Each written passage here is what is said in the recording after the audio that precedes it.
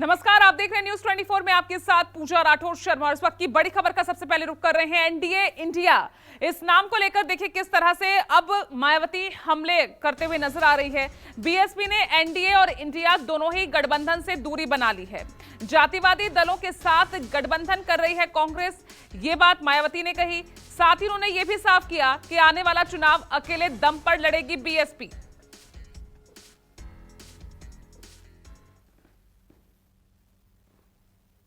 तो बता दें आपको बड़ी खबर, आज मायावती भी प्रेस कॉन्फ्रेंस वो करती नजर आई और उन्होंने सीधे सीधे कहा कि वो एनडीए इंडिया से दूरी बनाएगी, किसी भी गठबंधन की तरफ वो नहीं जाने वाली है। वो आने वाला चुनाव अकेले ही दम पर लड़ेंगी। कांग्रेस पार्टी अपनी जैसी जातिवादी व पूंजीवादी सोच रखने वाली पार्टियों के साथ गठबंधन करके फिर से केंद्र की सत्ता में आने के सपने देख रही है, तो वही सत्ताधारी बीजेपी पार्टी भी पुनः केंद्र की सत्ता में आने के लिए अपने एनडीए गठबंधन को हर मामले में मजबूत बनाने में लगी है। अब बीएसपी को लोकसभा चुनाव में व इससे पहले राजस्थान, मध्य प्रदेश, छत्तीसगढ़ व तेलंगाना आदि राज्यों में होने वाले विधानसभा चुनाव में भी अकेले ही चुनाव लड़कर अपनी पार्टी का बेहतर रिजल्ट लाना होगा। और चलिए, मेरे सहयोगी राजीव रंजन न्यूज रूम से सीधा हमारे साथ जुड़ रहे हैं।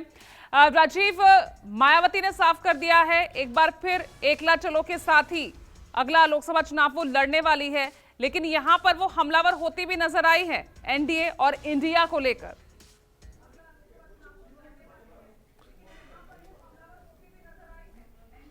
देखिए पूजा, ये बहुत पहले से तय था कि मायावती लोकसभा के चुनाव में ये विपक्ष के इंडिया या कोई भी गठबंधन होगा उसमें नहीं जाएंगी। मायावती का पहले से ही ये अंदाजा था। अभी यूपी में स्थानीय निकाय के चुनाव हुए थे तो वहाँ भी मायावती अपनी पार्टी के साथ अकेली चुनाव में गई थी।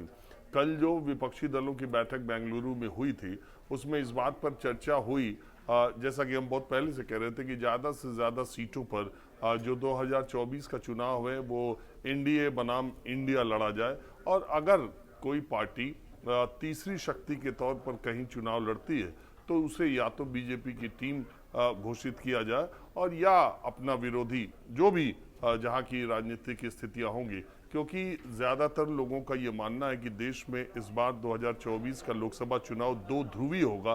तीसरी जो शक्ति होगी वो उतनी ज़्यादा मैटर नहीं करेगी क्योंकि देश इस दोराहे पर खड़ा है। तो ये पहले से माना जा रहा था कि मायावती उत्तर प्रदेश में ये स्टैंड ले सकती हैं और इसके लिए वो पहले से भी बीजेपी और कांग्रेस के साथ इसी तरह की बात कर रही है। 2019 के लोकसभा चुनाव के बाद उनका गठबंधन टूटा ही था। 2022 में भी वो किसी के साथ चुनाव लड़ने के लिए नहीं गई थी।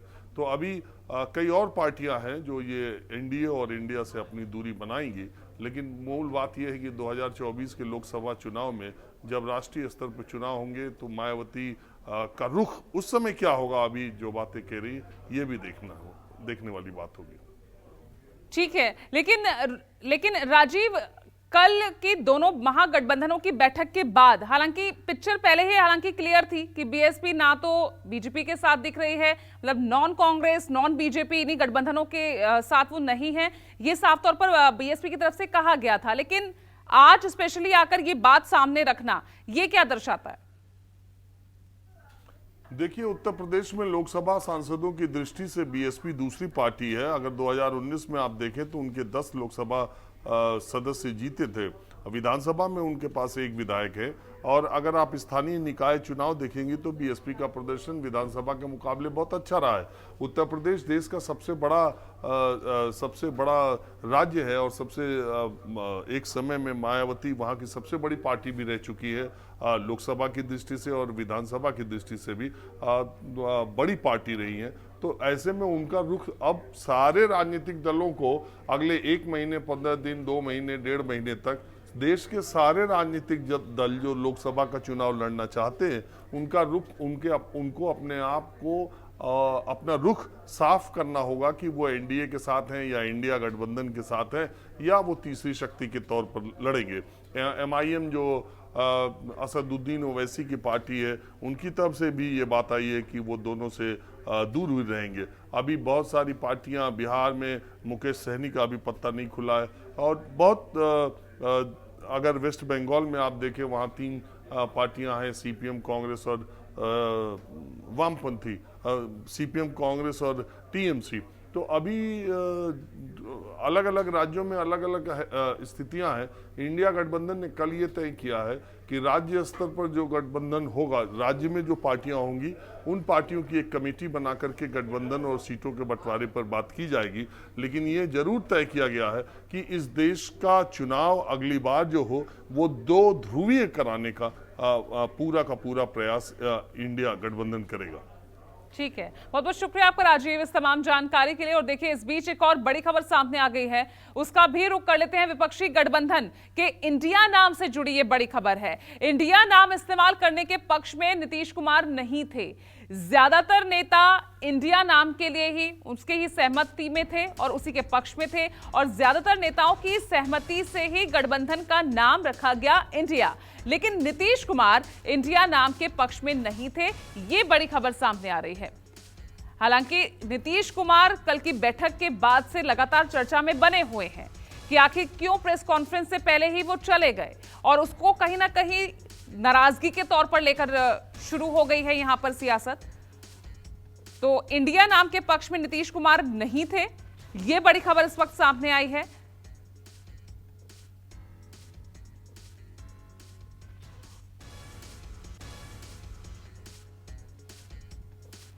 चलिए तो देखिए अब किस तरह से अब नीतीश कुमार प्रेस कॉन्फ्रेंस में क्यों शामिल नहीं हुए, इसको लेकर बीजेपी की तरफ से तमाम जो है सवाल वो उठाए जा रहे हैं।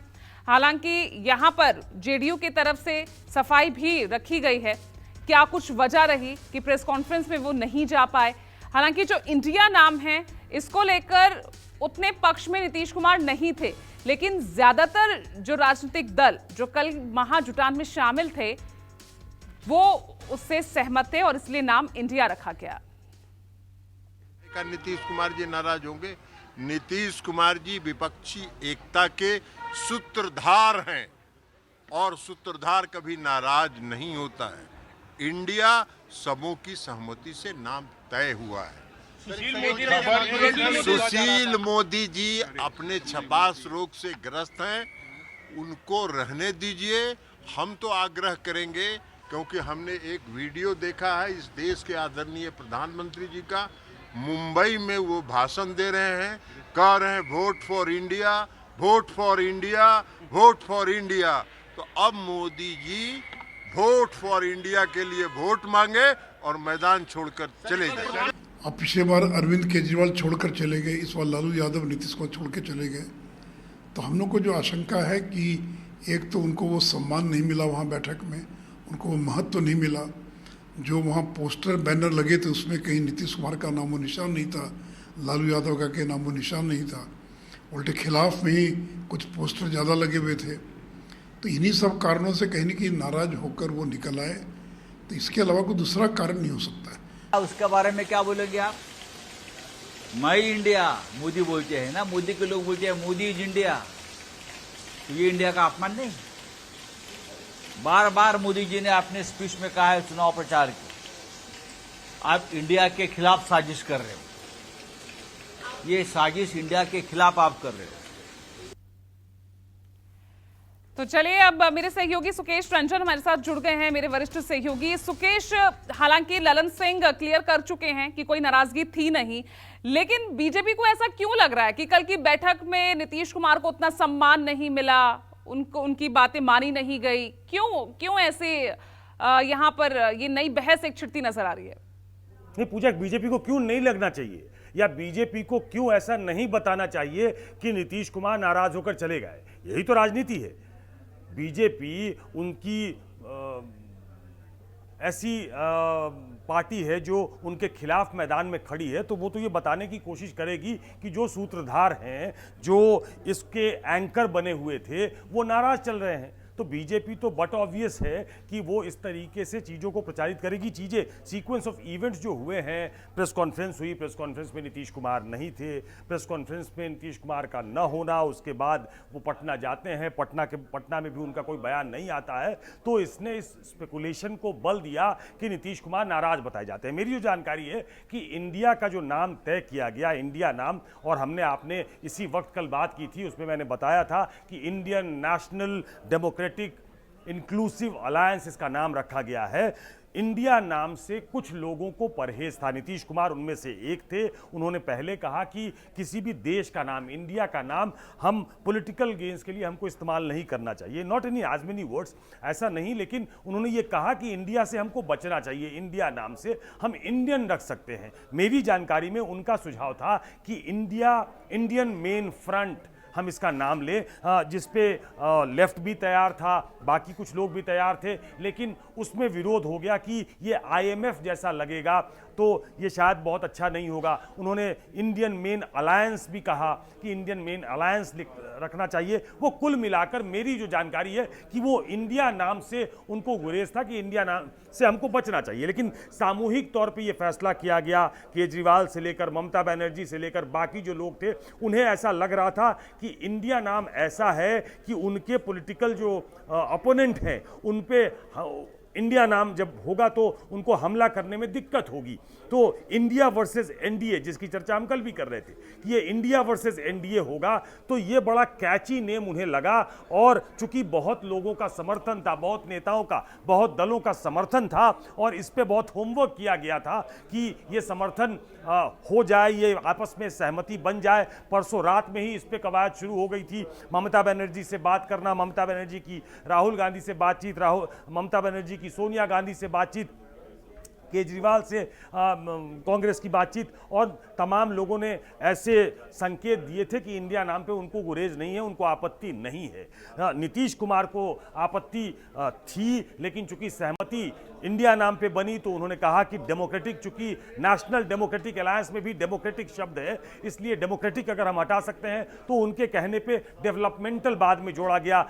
जब सामने चीजें आई तो आपको मालूम है कि Indian national developmental inclusive alliance के नाम से ये अलायंस सामने आया, और उसके बाद ये नाम तय हो गया। उनका प्रेस कॉन्फ्रेंस में न रहना, इसने स्पेकुलेशन को हवा दी कि नीतीश कुमार नाराज बताए जाते हैं। और उस पे जेडीयू ने आज कहा कि कभी पहले एनडीए की बैठक नहीं हुई। एनडीए चूंकि बहुत परेशान है, डिस्टर्ब्ड है, नरेंद्र मोदी बहुत परेशान है कि एक बड़ा अलायंस उनके खिलाफ खड़ा हो गया है, जो कि 2019 में नहीं था। 2019 में कोई अपोजिशन दिखता नहीं था, इसलिए परेशान होकर उन्होंने एक कुनबा जुटाया है। इसके पहले कब एनडीए की बैठक हुई? हम सब एनडीए में थे, लेकिन एनडीए की बैठक तो कभी नहीं हुई। तो ये परेशानी में, जल्दी में बुलाई हुई बैठक है, और ये खबर भी इनके द्वारा फैलाई जा रही है कि नीतीश कुमार नाराज बताए जाते हैं। नीतीश कुमार मुंबई की अगली बैठक में जाएंगे, वो बिल्कुल नाराज नहीं है, और उनकी सहमति थी इंडिया नाम से। लेकिन मेरी जानकारी ये है कि शुरुआत में उन्होंने इस बात का विरोध किया था कि इंडिया नाम दिया जाए, लेकिन चूंकि कॉन्सेंसस इस नाम पे था, सहमति इस नाम पे थी, ज्यादातर दल इस राय के थे कि इंडिया नाम देना चाहिए, तो ये नाम तय किया गया। ठीक है, बहुत बहुत शुक्रिया आपका सुकेश इस तमाम जानकारी के लिए। और इसी के साथ फिलहाल खबरों में रुक रहे हैं एक छोटे से ब्रेक के लिए, लेकिन खबरों का दौर लगातार जारी है। देखते रहिएगा News 24।